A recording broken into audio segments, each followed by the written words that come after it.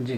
क्या कुछ आज आपने प्रेस कॉन्फ्रेंस भी रखा है, क्या कुछ मुद्दा है इसको लेकर के कर रहा है? हाँ, आपके माध्यम से मैं इंडिया गठबंधन और एनडीए गठबंधन को बताना चाहते हैं कि जिस तरह से बिहार, उत्तर प्रदेश, मध्य प्रदेश, राजस्थान, हरियाणा आदि में जिस समाज मतलब कुशवाहा समाज, मौर्य, शाक, सैनी जो हमारा अंग है, जिसको मतदान करता है सरकार उसी की बनती है।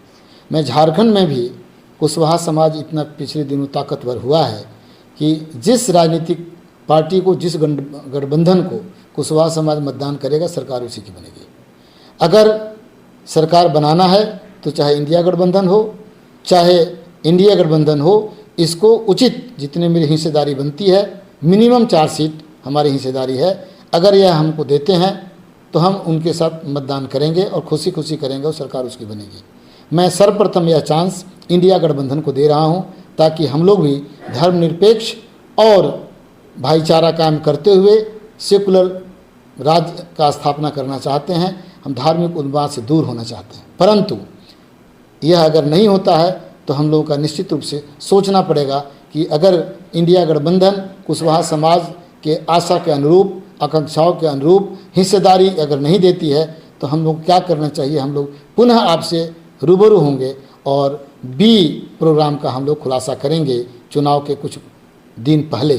इसलिए आज प्रथम हम यही चाहते हैं कि इंडिया गठबंधन हमारे आबादी के अनुसार हमको हिस्सेदारी दे और मिनिमम 4 सीट कुशवाहा समाज को पूरे झारखंड में दे, चाहे वह कांग्रेस दे, आरजेडी दे या जेएमएम दे, लेकिन दे। अगर इंडिया गठबंधन अगर नहीं देती है तो क्या कुशवाहा समाज जो है वो निर्दलीय चुनाव लड़ेंगे? नहीं, हम निर्दलीय के पक्ष में नहीं है, क्योंकि इंडिया पूरे देश में, भारत में 2 भागों में बटा है, एक सेकुलर और एक भारतीय जनता पार्टी के विचार के साथ धार्मिक। ऐसे स्थिति में हम लोग निश्चित रूप से सेकुलर के साथ रहना तो चाहते हैं, लेकिन यह एक शर्त है। मैं भरोसा करता हूँ, उम्मीद करता हूँ कि इंडिया गठबंधन हमारी भावनाओं को समझेगा और कम से कम 4 सीट हमें देगा। सरकार ऐसी क्या कुछ मांगे थी जो कुशवाहा समाज की पूरा नहीं कर पाई, जिसको लेकर के कुशवाहा समाज जो चुनाव लड़ना चाह रही है? नहीं, हम तो किसान का अनेक मांग है जो कि अभी तक पूरा नहीं हुआ। भारतीय जनता पार्टी किसानों पर तो और भी दमन चक्र चला दी है। हमारे मांग तो बहुत है, सिर्फ किसान की ही बात नहीं बल्कि ओबीसी की मांग है। मैं तो चाहता हूं कि ओबीसी के लिए विधानसभा और पार्लियामेंट में भी एसटी एससी के तर्ज पर सीट का रिजर्वेशन हो। मैं अगर विधानसभा में पहुंचता हूं तो जातिगत जनगणना झारखंड में हो और विधानसभा में पिछड़ों के लिए सीट आरक्षित हो, इसके लिए आवाज़ उठाऊंगा और इसकी लड़ाई पूरे देश में ले जाऊंगा। काफ़ी कड़ी टक्कर होंगे वहाँ पर बोकारो सीट से, अगर आप चुनाव लड़ने की बात कर रहे हैं तो कैसे इसका मुकाबला करेंगे?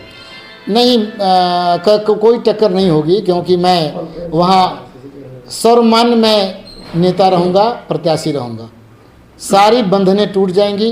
राजनीति की जितनी भी बंधनें हैं वह राजनीति तोड़ करके लोग मतदान करेंगे, चाहे इंडिया गठबंधन हो चाहे एनडीए गठबंधन हो, और जीत का मार्जिन 1 लाख से ऊपर का होगा, क्योंकि सारे लोग मुझे जानते हैं और मैं छात्र जीवन से राजनीति करता हूं। मैं झारखंड राज्य का आंदोलनकारी हूं। सारे लोगों का प्यार समर्थन हमारे साथ है, चाहे बाहरी वोटर्स हों, भीतरी हों, स्वर्ण जाति को हों, चाहे पिछड़ा हों, दलित हों, सब लोग मुझे प्यार करते हैं और मैं मतदान करेंगे। इसलिए बहुत ही आश्वस्त हूँ। कांग्रेस का सिंबल मिलना और जीत मेरा पक्का होना यह निश्चित है। इंडिया गठबंधन के अलावा अगर कोई पार्टी और टिकट देती है तो आप चुनाव लड़ेंगे? नहीं, मैं सिर्फ इंडिया गठबंधन के साथ खड़ा रहूँगा। कुछ सवाल है? अब चुनाव नजदीक है, अभी ऐसा देखा जा रहा है कि टिकट के लिए प्रत्याशी दल बदल बहुत ज़्यादा कर रहे हैं, तो ऐसा कुछ है कि आपका अप्रोच अगर इंडिया गठबंधन नहीं करती तो एनडीए का अप्रोच करिए? नहीं, 2009 से मैं कांग्रेस में हूँ। इसके पूर्व मैं एक बार जेएमएम से भी चुनाव लड़ा हूँ और एक बार आरजेडी से भी लड़ा हूँ। मैं किसी कारण से कांग्रेस छोड़ा था 90 में मंडल कमीशन आने के बाद, और पुनः मैं 2009 में घर वापसी किया और आज तक मैं कांग्रेस के साथ हूँ और मैंने कभी अपना आवेदन चुनाव लड़ने के लिए नहीं दिया। प्रथम बार मैं चुनाव लड़ने के लिए 20 वर्ष के बाद आया हूँ और यह इसलिए करना पड़ रहा है क्योंकि यहाँ विधानसभा में मेरी आवश्यकता है। यहाँ कानून अच्छा बनाना है। झारखंड वासियों के लिए अगर कानून बनेगा तभी बेहतर ज़िंदगी होगी, क्योंकि अलग राज्य लड़ते समय हम लोगों ने बहुत उम्मीद जगाई थी जनता को और वह उम्मीद पर खड़ा नहीं उतर पाया। इसलिए वहाँ जाकर उनके लिए कानून बनाने के लिए मुझे जाना ज़रूरी है। इसलिए मैं दोबारा चुनाव लड़ने आया हूँ 20 वर्षों के बाद। झारखंड में एक और बहुत बड़ा मुद्दा है जो काफ़ी सालों से चल रहा है, लेकिन उसका समाधान नहीं हुआ। कुर्मी को एसटी का दर्जा देने की एक मांग लंबे समय से चली आ रही है।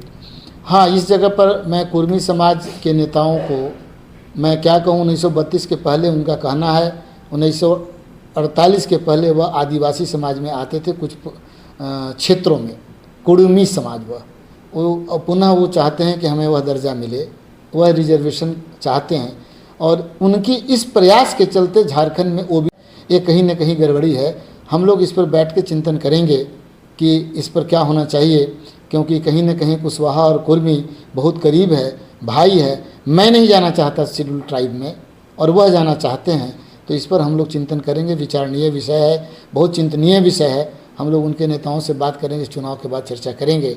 और सिर्फ रिजर्वेशन के लिए नहीं, बल्कि आचार विचार व्यवहार संस्कार भी कोई चीज़ है, इसके लिए भी अगर वो जाना चाहते हैं तो मैं इस पर बात करूँगा।